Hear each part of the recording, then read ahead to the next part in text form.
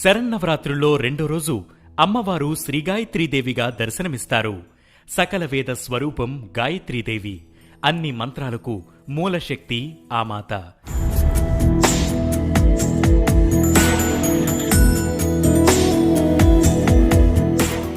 ముక్త, విద్రుమ, హేమ, నీల, ధవళ వర్ణాలు కలిగిన 5 ముఖాలతో శంఖం, చక్రం, గద, అంకుశం ధరించి దర్శనమిస్తుంది. ఆదిశంకరులు గాయత్రీదేవిని అనంతశక్తి స్వరూపంగా అర్చించారు. ప్రాతకాలంలో గాయత్రిగా, మధ్యాహ్న కాలంలో సావిత్రిగా, సాయం సంధ్యలో సరస్వతిగాను ఈమె ఉపాసకులతో ఆరాధన అందుకుంటుంది. ముఖంలో అగ్ని, శిరస్సులో బ్రహ్మ, హృదయంలో విష్ణువు, శిరస్సుపై రుద్రుడు కొలువు ఉంటారని పురాణాలు చెబుతున్నాయి. ఈమెను ధ్యానిస్తే అనంత మంత్రశక్తి కలుగుతుంది. సకల దురిత ఉపగ్రహాలు శాంతిస్తాయి. బ్రహ్మజ్ఞానం కలుగుతుంది.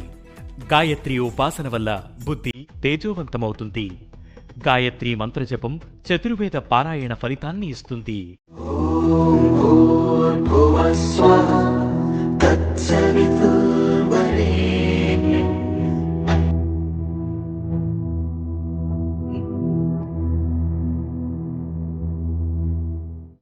అనే మంత్రాన్ని జపిస్తూ అమ్మను ధ్యానించాలి.